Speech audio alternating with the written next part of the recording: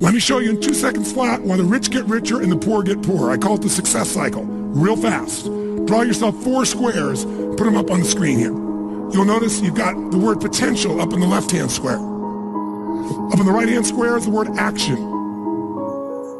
Bottom right is the word results. Bottom left is the word belief, or another word for that would be a sense of certainty. Potential, action, belief, results. And notice there's arrows in a clockwise fashion where they just keep feeding each other over and over and over again. So again, it's potential, action, results, belief, or another word for that would be certainty.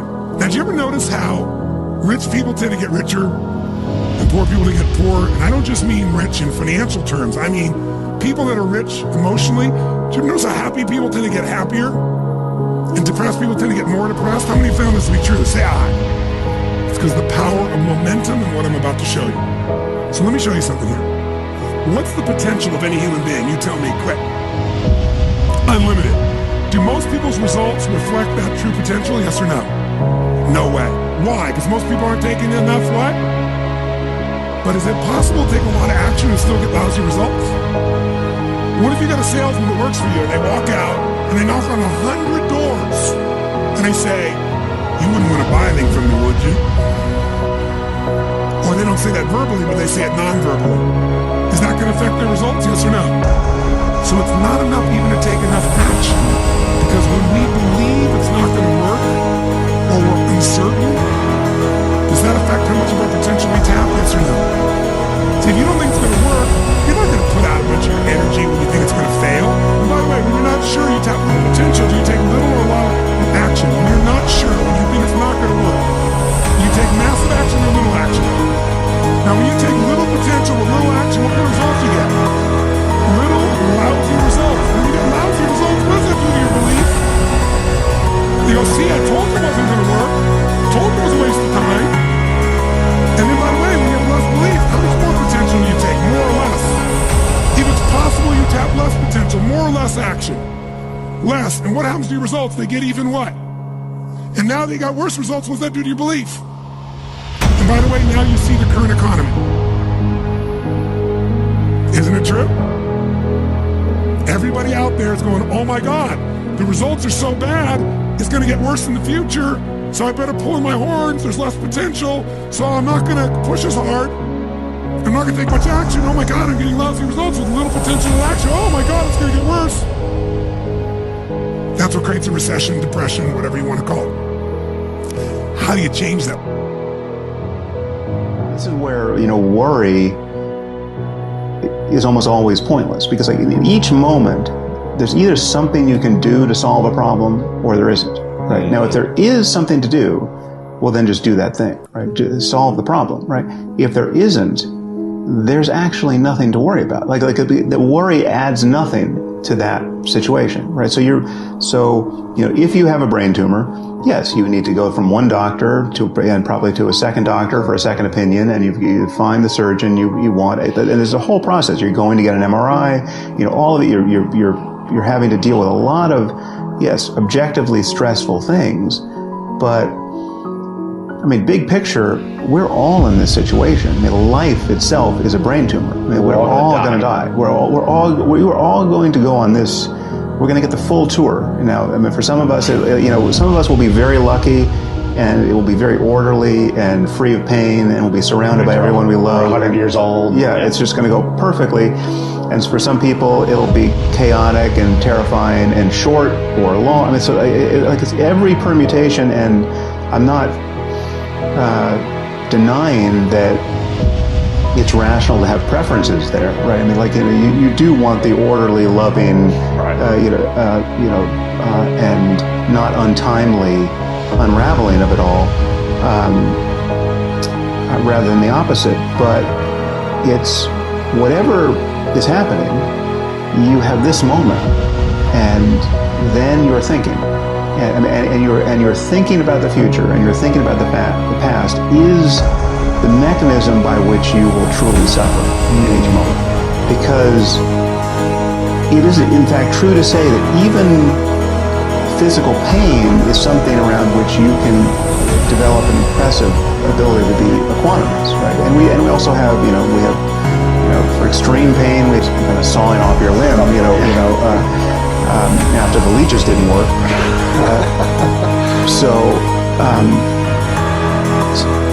99% of our suffering around everything, even objectively horrible things like brain tumors, is our thought about past and future, is the regret, and it's the story we're telling ourselves. Our mind is the control tower of our life. Whatever happens in our life starts right here. All of our decisions are there. And the truth is, whatever we are today is the result of what we've been thinking about all those years. The Bible says, as a man thinketh in his heart, so is he. So if you don't like what's going on around you, maybe you should ask yourself the question, what am I thinking about? What do I think about myself? What do I think about other people? Because what we think about is really what controls us. For example, our relationship to God, our relationship to each other, our sense of direction in life, whatever we accomplish, our failures in life, all of that is a result of the way we think. And oftentimes we forget that this is a control tower, that everything else is a result of how we think. And we can't control everybody else in control of all of our circumstances, but we are going to respond to circumstances in one way or the other. And so when I think about how this affects us, I think about the fact that many people are where they are because of wrong thinking. And so they don't like where they are. Other folks are where they are because of right thinking, because they've been thinking the right way. What you have to ask is this: what is it that determines what I think? This mind of yours controls everything else in your life. You say, well, what about all the other parts of my life? We respond to the way we think. And so if we think right, we're going to have one response. We think wrongly, we're going to have another. So this requires me to understand how to control my thoughts. If I want to think right, if I want to think godly, if I want to think holy, if I want to think righteously, right here's where it starts. And many people lose it right here. They don't think right. They don't think godly. They don't think like they're worth anything. And they say, well, I just never had the opportunity, or I just never will be that, or I'm just this and I'm not that. This is why people who are very beautiful can think they're ugly. And people who are very skinny can think they're fat. And they refuse to eat because they look in the mirror and they don't see what's reality. And so your mind controls every aspect of your life. In fact, what you think determines how you live. What you think determines how your relationship to God, as we said, your relationship to others, your relationship to yourself. And many people start out in life defeated because of the influence of their parents, their grandparents, that tell them they'll never amount to anything, or this is wrong with them, or that's wrong with them. And as a result, they go through life, having heard, written in their minds, impressed in their thinking, if my mama said it, my daddy said it, and my grandmother said it, it must be true, therefore. And oftentimes people are ruined as a result of what they have been taught, or what they have been, or what they've heard from someone that they value very highly. Self-talk is so critical. And so I'm consistently paying attention to how am I speaking to myself? Am I speaking to myself in a kind, motivating, empathetic, compassionate way? Or am I consistently self-deprecating and putting myself down?